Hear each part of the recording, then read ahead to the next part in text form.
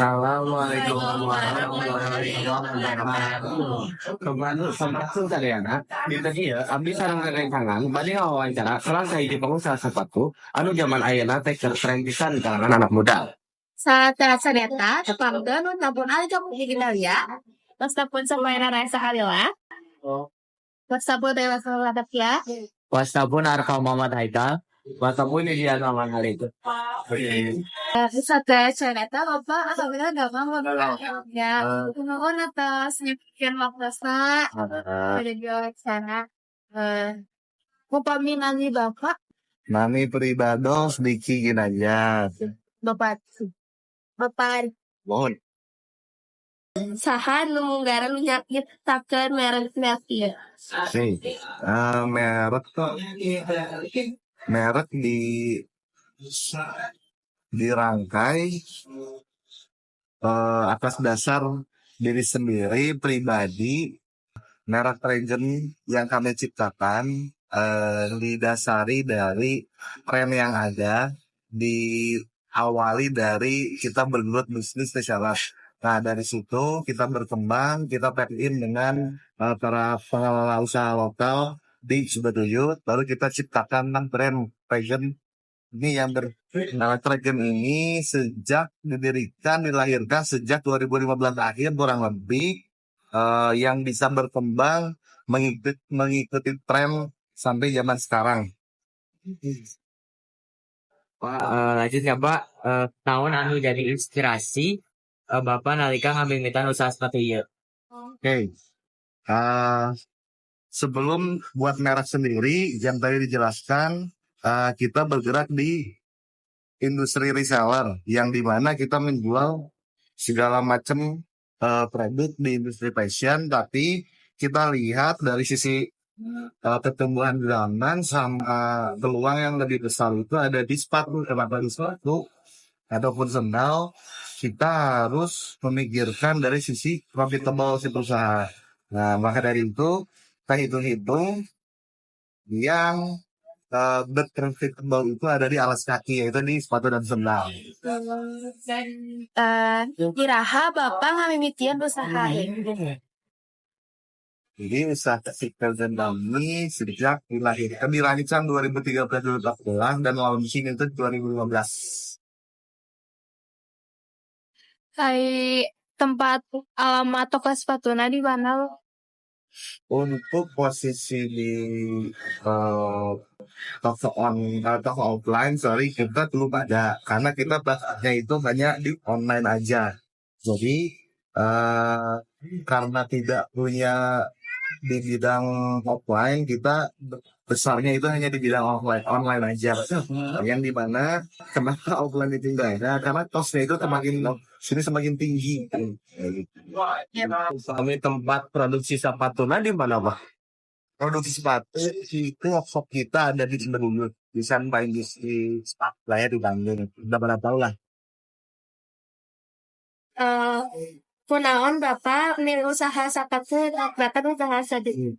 Oh iya, tadi dijelaskan karena usaha sepatu ini trend marketnya itu luas, begitu pun seperti industri fashion yang lain. Cuman balik lagi kita harus memikirkan kesehatan kita, yang dimana si variable dari alas kaki itu lebih besar daripada kaos, kemeja dan lainnya. Pengalaman kita itu ya. Nah, saha anu mimiti ngarintis usaha ieu Pak? Untuk dari awal ini dirintil secara pribadi, nggak ada campur tangan yang lain. Dari sisi modalan pun kita sedikit. Kumaha kalau kesah Bapak salami ngarintis usaha ieu? Oke, ya, agak kompleks ya. Jadi berdasarkan pengalaman, masalah yang dihadapi akhir-akhir ini adalah tren yang begitu cepat. Nah, dari tren yang begitu cepat, dari harga bahan baku yang cenderung terus naik dan naik, jadi kita tuh agak sulit dengan stok barang yang terlalu banyak. Karena dengan perputaran model yang begitu cepat, kita agak resiko dalam mengelola banyak stok, tapi si trennya itu terlalu cepat, misalkan 1 sampai 3 bulan, ini trennya lagi A.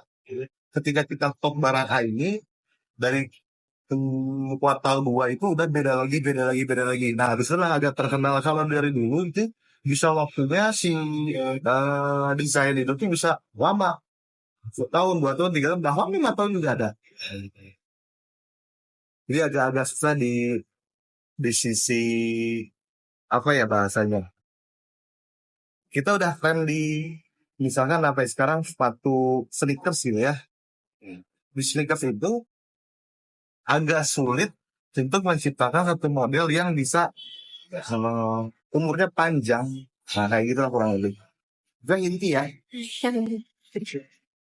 Upami Bapak gak ada rencana muka cabang di tempat sejen atau nepi udah tos aya cabang anu Untuk cabang, balik lagi kita nggak punya offline store. Nah, kita hanya basisnya online. Ya, makanya paling kita pengembangan atau expand ke ranah yang lain itu kita konsinyasi dengan toko-toko di luar. Seperti misalnya toko di Makassar, atau di Kalimantan, misalnya di apa namanya itu Banjarbaru itu ya. Nah, jadi kita titip barang aja atau wholesale dia beli putus. Jadi nggak akan ada cabang, tapi hanya titip barang. Kebayang nggak maksudnya titip barang dan cabang sendiri? Iya. Nah, Lanjut. Tahunan Bapak harga paling penting tinggal walaupun itu oke. Yang utama ya, yang harus diperhatikan itu adalah kita harus punya manajemen diri. Yang kedua adalah manajemen internal. Kenapa? Karena pada sifat dasar manusia itu musuh terbesar itu adalah musuh diri sendiri. Jadi kita harus bisa memanage diri kita sendiri yang paling utama, apapun itu halnya. Dan kedua, baru kita harus memikirkan manajemen internal. Kenapa? Karena semakin kita besar, menambah sumber daya manpower yang ada, industri apapun ya, itu kalau kita nggak bisa memanage dengan baik akan terasa percuma. Kita punya manpower yang banyak tapi tidak dimaksimalkan, malahan hanya di ini tasnya aja yang besar, berarti tidak maksimal. Nah itu kurang lebih. Tepat. Tahap pesanan secara online teh Waranto Sayogi. Oh ya, jelas. Tersedia banget ya available di online. Kalau di offline kan kita hanya titip saja. Tidak terlalu sih kalau offline. Kumaha Bapak nangtukeun desain sawatu anu bade diproduksi. Oke, misalnya ya kita lihat tren di lapangan. Nah kalian nih gimana umur berapapun ada market dan tren sendiri. Misal pakai jaket Dilan ini ya. Ini misalnya ya kita pakai hoodie. Kita lihat nih outfit si di lapangan itu dari usia berapa sampai berapa, dari berapa sampai berapa itu kan berbeda. Nah, kadang cenderung sekarang ini anak kecil didandanin lebih dewasa. Begitupun sebaliknya. Nah, itu kan fenomena ya. Nah, berangkat dari situ fenomena yang kita lihat, misalkan dia pakai apa? Oke, setelahnya outfitnya seperti ini. Kita lihat secara masif, kan pasti lihat banyaknya di jalanan, dimanapun tempatnya. Oke, berarti yang sedang tren misalnya jaket denim ini dengan hoodie-nya seperti apa. Ya udahlah kita buat. Jadi kita menentukan sebelum desain itu riset kecil. Dalam arti riset kecil itu kita melihat tren di lapangan. Kalau di online itu lebih mudah terlihatnya. Nah, kompetitor kita mau launching produk yang seperti apa, kita bisa contek atau ditiru atau diamati lah ya. Cuman lebih jelasnya itu kita akan lihat di lapangan. Mana gitu. Ya. Nah, gimana Bapak ngedapatkan inspirasi pikan ngebuat desain sepatu? Oke, inspirasi balik lagi berdasarkan riset yang pertama, tapi tidak hanya diamati saja ya. Setelah kita pecah gambar. Nah, setelah pecah gambar itu, misalkan kita mau bikin tadi jaket ya, ataupun sepatu ataupun apapun ya.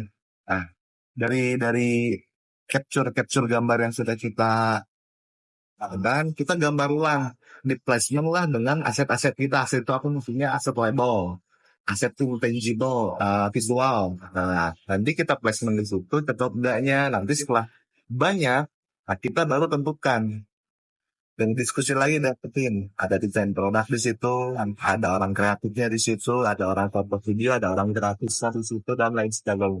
Barulah kita tentukan ini modelnya dengan warna hitam, dengan warna abu atau apapun itu. Kurang lebih seperti itu. Kumaha proses produksi sepatu menurut timbangan duplikat jantan sepatu anu sab dipake. Betul. Dari tadi setelah digambar dan dijadikan satu produk berupa sampel, sampel itu kita bahas kembali dengan tim yang tadi tim terkait semuanya dilibatkan. Nanti kita revisi, kita mulai bersama yang mana yang perlu ditambah atau perlu dikurangi. Nah, setelah itu semuanya disepakati oleh semua tim, barulah kita approach ke si orang produksi. Nah, ini kita kasihlah SPK kerjanya dengan materialnya sudah ditentukan, misalnya bahannya apa, warnanya apa, jenis soalnya apa, misalnya tali sepatunya seperti apa, soalnya yang mana. Oke, setelah draft SPK tersebut dikumpulkan, kita kasih ke mereka untuk diproduksikan massal. Nah, proses dari awal pembuatan sampai jadi itu sepatu adalah kita belanja bahan, kita pesan ke supplier, aplikasi apapun melalui aplikasi. Nah, kita beli, kita gambar oleh si tukang gambar, setelah digambar itu di cutting. Setelah di cutting, dari pola, kita jahit. Namanya itu adalah apa? Seperti itu yang di atas ya, yang kain.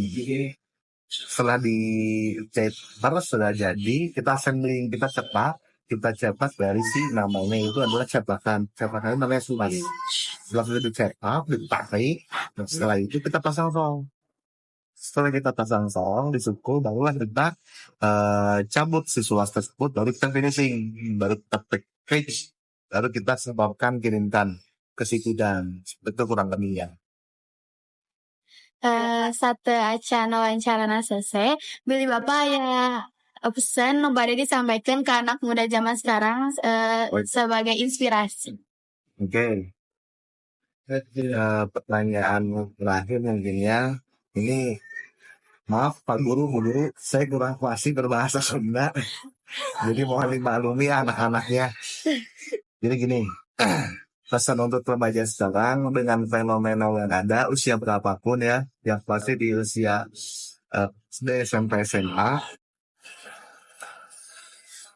kalian belajarlah, perbanyaklah experience yang positif, karena distraksi yang negatif itu terlalu mudah dan cepat. Nah, tapi yang positif itu kadang-kadang lebih banyak ditinggalkan. Oke?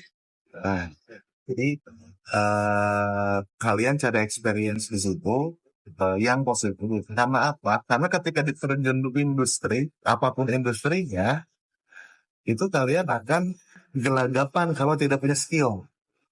Kalau kalian tidak punya skill, cari lapangan pekerjaan itu akan lebih sulit. Tapi kalau kalian punya skill yang sudah diasah dari sejak saat ini, nah insya Allah kalian tidak akan tergantikan oleh teknologi. Oke, sekarang banyak teknologi, sekarang banyak sumber daya yang digantikan oleh teknologi. Jadi pesannya, pertanyakanlah experience atau pengetahuan terutama di luar ya, karena ketika di industri itu tidak terlalu ekstraktif dengan nilai, tapi skill yang dilihatnya. Tapi dalam catatan semuanya harus positif. Nah itu.